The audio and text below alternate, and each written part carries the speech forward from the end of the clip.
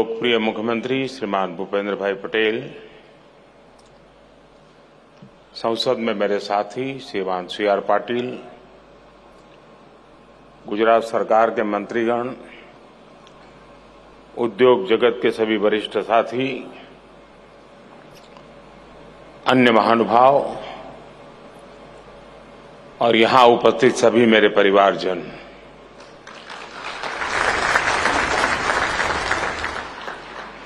20 साल पहले हमने एक छोटा सा बीज बोया था।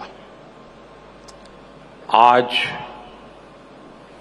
वो इतना विशाल और बृहद वाइब्रेंट वटवृक्ष बन गया है।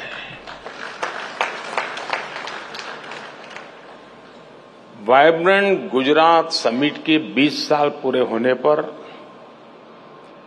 आज आपके बीच आकर मुझे बेहद खुशी हो रही है। मुझे याद है बरसों पहले मैंने एक बार कहा था, वाइब्रेंट गुजरात ये सिर्फ ब्रांडिंग का आयोजन भर नहीं है, बल्कि इससे बढ़कर बॉन्डिंग का आयोजन है। दुनिया के लिए ये सफल समिट एक ब्रांड हो सकती है, लेकिन मेरे लिए ये एक मजबूत बॉन्ड का प्रतीक है। ये वो बॉन्ड है जो मेरे और गुजरात के 7 करोड़ नागरिकों से उनके सामर्थ्य से जुड़ा हुआ है। ये वो बॉन्ड है जो मेरे लिए उनके असीम स्नेह पर आधारित है। साथियों, आज मुझे स्वामी विवेकानंद जी की भी एक बात याद आ रही है। स्वामी विवेकानंद जी ने कहा था कि हर काम को 3 चरणों से गुजरना पड़ता है। पहले लोग उसका उपहास उड़ाते हैं, फिर उसका विरोध करते हैं और फिर उसे स्वीकार कर लेते हैं। और खासकर तब जब वो आइडिया उस समय से आगे का हो। 20 वर्ष एक लंबा कालखंड होता है। आज की जनरेशन के युवा साथियों को पता भी नहीं होगा कि 2001 में आए भीषण भूकंप के बाद गुजरात की स्थिति क्या थी।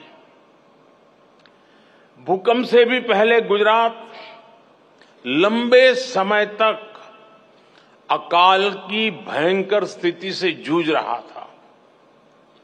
इसके बाद जो भूकंप आया उसमें हजारों लोगों की मौत हो गई, लाखों लोग इससे प्रभावित हुए, उन्हें अपना घर छोड़ना पड़ा। अकाल और भूकंप के अलावा उसी समय गुजरात में एक और बड़ी घटना हुई। Madhavpura mercantile cooperative bank collapse हो गया। इसकी वजह से 133 और कोऑपरेटिव बैंक में ये तूफान छा गया। पूरे गुजरात के आर्थिक जीवन में हाहाकार मचा हुआ था। एक तरह से गुजरात का फाइनेंशियल सेक्टर संकट में आ गया था। उस समय मैं पहली बार विधायक बना था। मेरे लिए ये भूमिका भी नई थी। शासन चलाने का कोई अनुभव नहीं था, लेकिन चुनौती बहुत बड़ी थी। इस बीच एक और घटना घट गई। गोधरा की हृदय विदारक घटना हुई और उसके बाद की परिस्थितियों में गुजरात हिंसा की आग में जल उठा। ऐसे विकट हाल की शायद किसी ने कल्पना की होगी। मुख्यमंत्री के तौर पर भले उस समय मेरे पास ज्यादा अनुभव नहीं था, लेकिन मेरा गुजरात पर, अपने गुजरात के लोगों पर अटूट भरोसा था।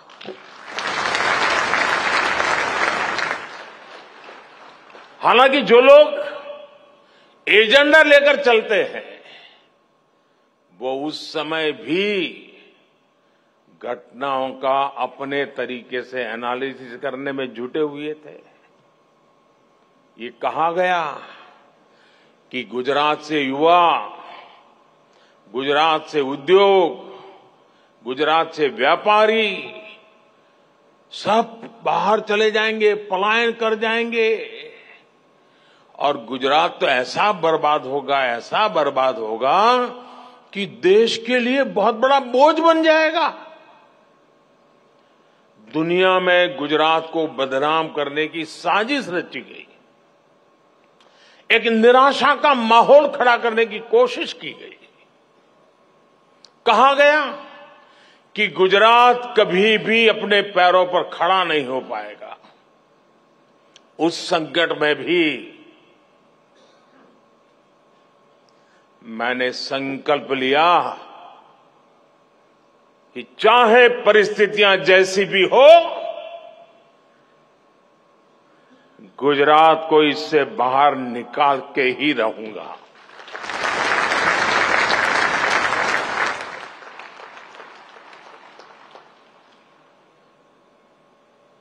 हम गुजरात के पुनर्निर्माण ही नहीं बल्कि उसकी आगे की भी सोच रहे थे और इसका एक प्रमुख माध्यम हमने बनाया वाइब्रेंट गुजरात समिट को। एक गुजरात का आत्मविश्वास बढ़ाने और उसके जरिए विश्व से आंख मिलाकर बात करने का ये माध्यम बन गया। एक गुजरात सरकार की निर्णय प्रक्रिया और फोकस अप्रोच को पूरी दुनिया को दिखाने का एक माध्यम बना। ये गुजरात सहित भारत की औद्योगिक क्षमता को विश्व के समक्ष उजागर करने का माध्यम बना। ये भारत में मौजूद अलग अलग सेक्टर्स की असीमित संभावनाओं को दिखाने का माध्यम बना। ये भारत के टैलेंट को देश के भीतर उपयोग करने का माध्यम बना। ये भारत की दिव्यता, भव्यता और सांस्कृतिक विरासत को विश्व को दिखाने का एक और माध्यम बन गया। हमने कितनी बारीकी से काम किया उसका उदाहरण वाइब्रेंट गुजरात की टाइमिंग भी है।